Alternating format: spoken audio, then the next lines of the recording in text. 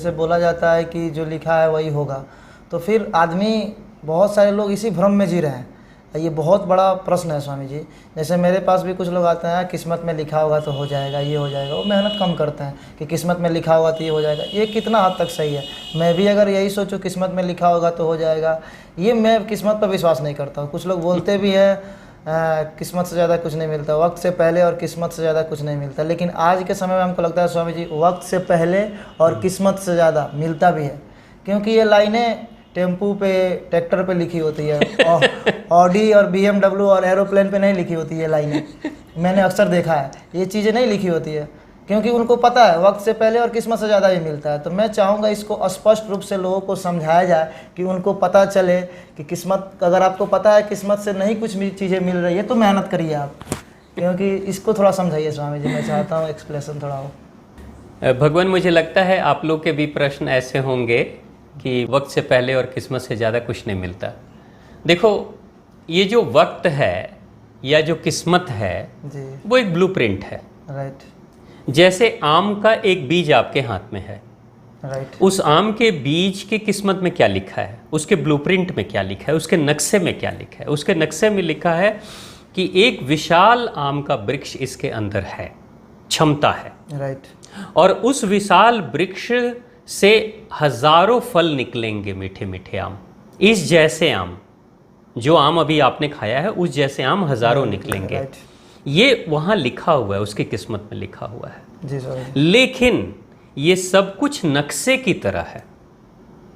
उस आम की गुठली में एक वृक्ष छिपा है, उसमें हजारों फल छिपे हुए हैं, और छाया भी छिपा है जिसके नीचे बैठकर लोग सुस्ताएंगे, आराम करेंगे, धूप से बचेंगे।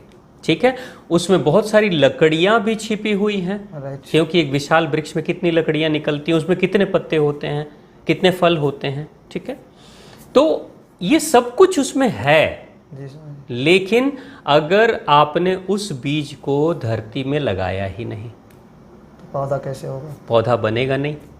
पौधा बन गया तो उसकी रक्षा आपने की ही नहीं। कोई बकरी आ गई, कोई गाय आ गई, कोई जानवर आ गया, कोई खा गया, उसकी रक्षा आपने की नहीं। अगर आपने उस पौधे को लगा भी दिया तो सही समय से खाद पानी नहीं दिया आपने, राइट, है ना?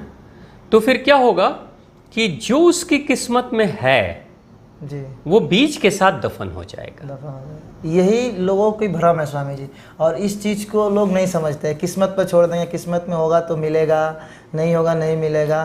तो वक्त से पहले और किस्मत से ज़्यादा भी मिलता है। और स्वामी जी जो बातें बोले वाकई में सही है। मैं चाहूँगा और कुछ एग्जाम्पल के साथ स्वामी जी समझाया जाए। आप जैसे कोई घर बनाते हो ना, जी स्वामी जी।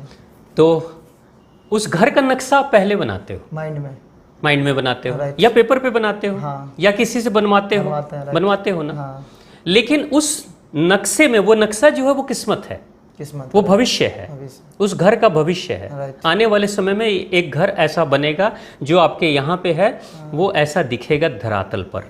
इम्प्लीमेंट हम नहीं करेंगे तो, लेकिन इम्प्लीमेंट ही नहीं करोगे, नक्शा बना के रह लो बस, हाँ, और सुंदर सा नक्शा बना लो, कोई फायदा नहीं। ठीक है, एक सुंदर सा मॉडल बना दो, प्रोटोटाइप मॉडल बना लो, तो क्या उस सुंदर से घर में आप रहोगे? नहीं रहोगे ना, दिखेगा घर, दिखेगा बस, लेकिन रह नहीं पाओगे जब तक इम्प्लीमेंट ना करें। अब उस नक्शे के आधार पर धरती पर कुछ काम करोगे, निर्माण कार्य करोगे, तो कुछ महीने सालों के बाद उस सुंदर से सपनों के महल में जो नक्शे में कुछ दिन पहले था, वो धरातल पर उतरेगा। उसमें आप, आपके बच्चे, आपके परिवार के सभी लोग सुख से रहेंगे। बहुत बढ़िया स्वामी जी। तो जो किस्मत है वो नक्शा है, नक्शा है, जो फल है, परिणाम जो मिलता है, वो कर्म है। कर्म है, राइट, यानी कि जब किस्मत बेहतर प्लानिंग के साथ, जी, बेहतर कर्म के साथ जुड़कर जब धरातल पर अप्रकट को प्रकट किया जाता है, तब जाकर किस्मत फलीभूत होती है। राइट, नहीं तो किस्मत धरी की धरी रह जाती है।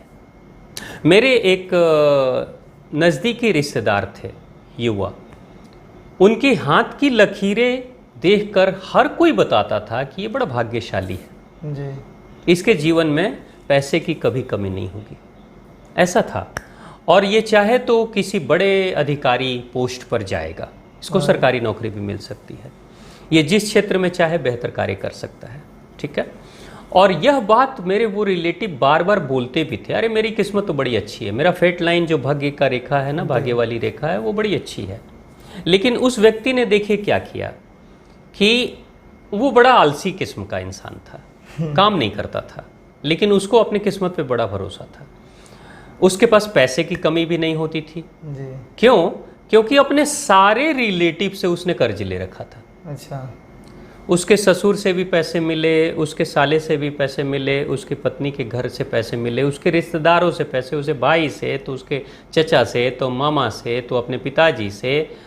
कोई ऐसा था नहीं उसके रिलेटिव में, बहन बहनोई भी, जिससे उस व्यक्ति ने पैसा ना लिया हो। पैसे की कमी कभी नहीं रही, पैसा था। अब रिश्तेदार लोग तो पैसा दे भी देते थे और कई बार छोड़ भी देते थे रिश्ते के कारण, कि क्या बोला जाए अब इसको।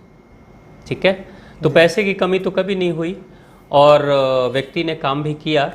लेकिन जो भाग्य बताने वाले ने कहा था इसकी किस्मत बहुत अच्छी है, यानी कि उसके पास संभावना थी बहुत बेहतर करने की, लेकिन वो थोड़े से में ही रह किस्मत के गया। भरोसे रह गया। प्रेशर, किस्मत के भरोसे बैठे रह गया, कर्म नहीं किया। अगर वो ईमानदारी से कर्म किया होता तो किस्मत के आधार पर उसके अंदर जो बीजारोपण हुआ था, जी। वो बीज एक महान वृक्ष के रूप में सामने प्रकट हो जाता।